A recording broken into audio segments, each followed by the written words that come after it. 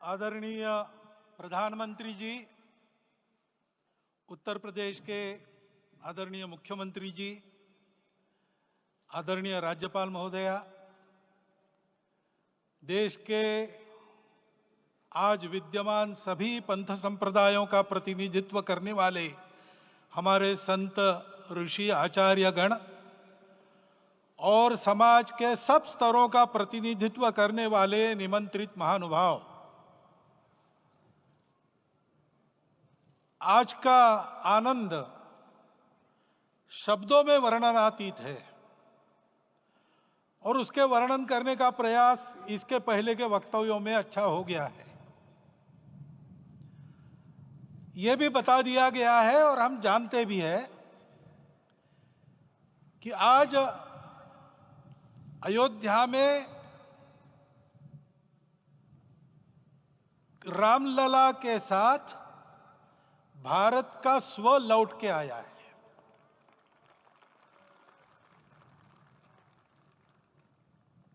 और संपूर्ण विश्व को त्रासदी से राहत देने वाला एक नया भारत खड़ा होके रहेगा, इसका प्रतीक आज का कार्यक्रम बन गया है। ऐसे समय में आपके उत्साह का, आपके आनंद का वर्णन कोई नहीं कर सकता।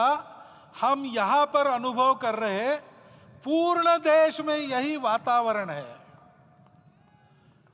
छोटे छोटे मंदिर के सामने दूरदर्शन पर इस कार्यक्रम को सुनने वाले हमारे समाज के करोड़ों बंधु, वहां पहुंच न पाए ऐसे घर घर के हमारे नागरिक सज्जन, माता भगिनी, सब भाव विभोर है, सब में आनंद है, सब में उत्साह है। और ऐसे समय में जोश की बातों में थोड़ी सी होश की बात करने का काम मुझे ही दिया जाता है। आज हमने सुना कि इस प्राण प्रतिष्ठा महोत्सव में पधारने के पूर्व प्रधानमंत्री जी ने कठोर व्रत रखा। जितना कठोर व्रत रखने को कहा था, उससे कई गुना अधिक कठोर व्रताचरण उन्होंने किया। मेरे पुराना उनसे परिचय है, मैं जानता हूं वो तपस्वी है ही, परंतु वो अकेले तप कर रहे हैं, हम क्या करेंगे। अयोध्या में रामलला आए, अयोध्या से बाहर क्यों गए थे? रामायण में क्यों गए थे बाहर? तो अयोध्या में कलह हुआ। अयोध्या उस पुरी का नाम है जिसमें कोई द्वंद्व नहीं, जिसमें कोई कलह नहीं, जिसमें कोई दुविधा नहीं। वो हुआ 14 वर्ष वनवास में गए। वो सब ठीक होने के बाद दुनिया के कलह को मिटा के वापिस आए। आज रामलला वापस फिर से आए हैं 500 साल के बाद।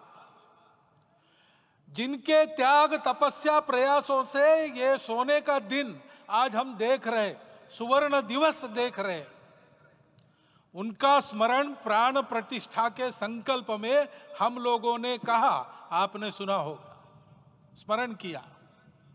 उनकी तपस्या को, उनके त्याग को, उनके परिश्रम को शत बार, सहस्त्र बार, कोटि बार नमन है। रामलला के यहां इस युग में आज के दिन फिर वापस आने का इतिहास जो जो श्रवण करेगा वो राष्ट्र के लिए कर्म प्रवण होगा और उसके राष्ट्र का सब दुख दैन्य हरण होगा। ऐसे इस इतिहास का सामर्थ्य है।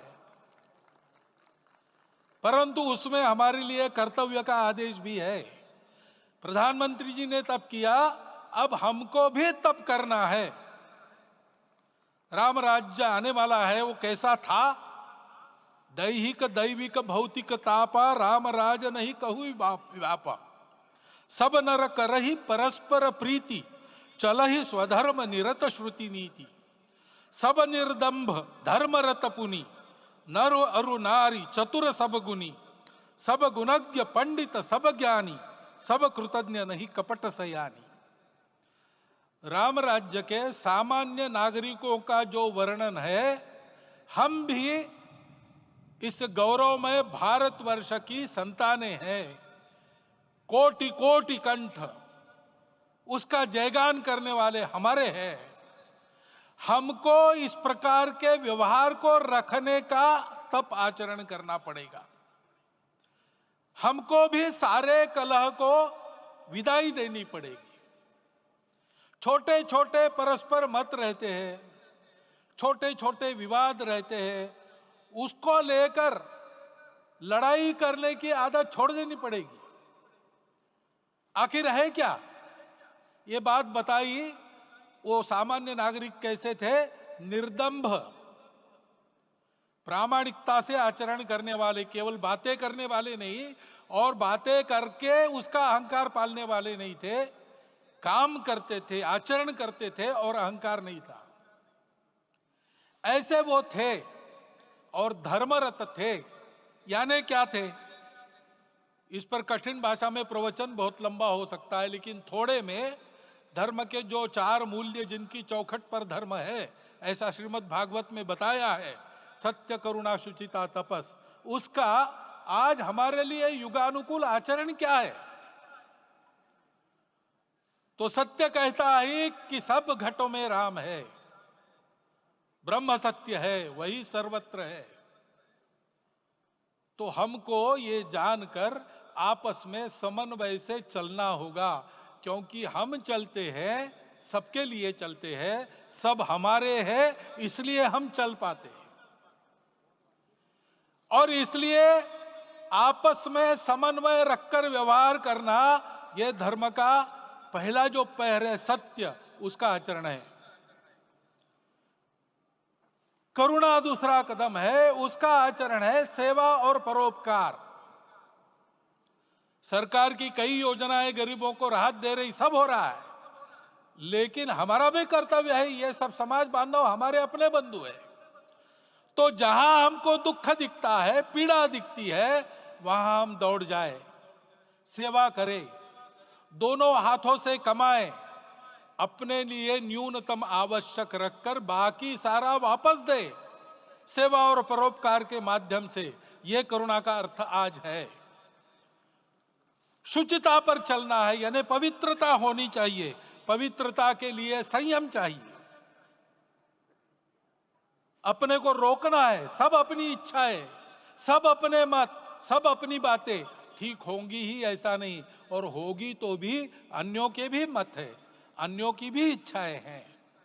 और इसलिए अपने आप को संयम में रखते हैं तो सारी पृथ्वी सब मानवों को जीवित रखेगी। गांधी जी कहते थे, earth has enough for everyone's need,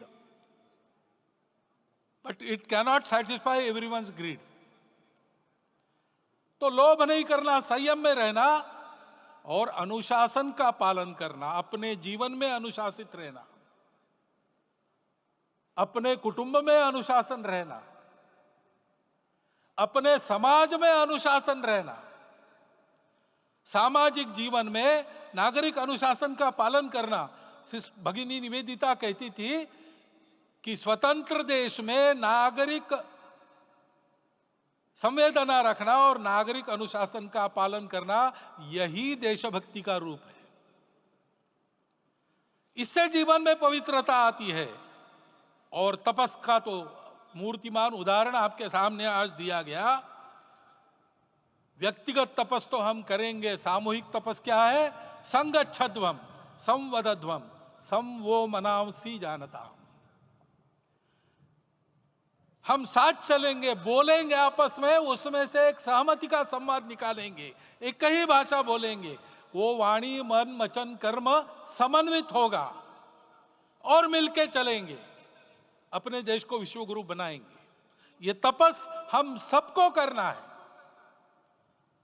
500 वर्षों तक अनेक पीढ़ियों ने लगकर परिश्रम करके, प्राणों का बलिदान देके, खून पसीना बहाकर आज ये आनंद का दिन सारे राष्ट्र को उपलब्ध करा दिया। उन सब के प्रति हमारे मन में कृतज्ञता है। मैं यहाँ बैठता हूं तो मेरे मन में विचार आता है कि मुझे बिठाया, मैंने क्या किया। वो तो जो उन्होंने किया उसका प्रतिनिधि भी मुझे बनाया गया है। उस प्रतिनिधि के नाते मैं ये अवदान स्वीकार करता हूं और उन्हीं को अर्पण करता हूं। परंतु उनका ये व्रत हमको आगे लेके जाना है। जिस धर्म स्थापना विश्व में करने के लिए राम का अवतार हुआ था, उस धर्म स्थापना को अनुकूल स्थिति अपने आचरण में, अपने देश में उत्पन्न करना, यह अपना कर्तव्य बनता है।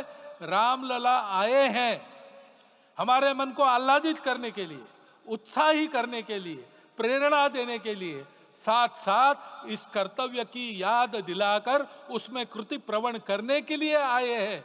उनका आदेश सर पे लेके हम यहां से जाए। सब लोग तो यहां आ नहीं सके, लेकिन वो सुन रहे, देख रहे। अभी इसी क्षण से इस व्रत का पालन हम करेंगे तो मंदिर निर्माण पूरे होते होते विश्व गुरु भारत का निर्माण भी पूरा हो जाएगा। इतनी क्षमता हम सबकी है। इसका मैं एक बार स्मरण देता हूं, आप सबको धन्यवाद देता हूं और मेरे 4 शब्द समाप्त कर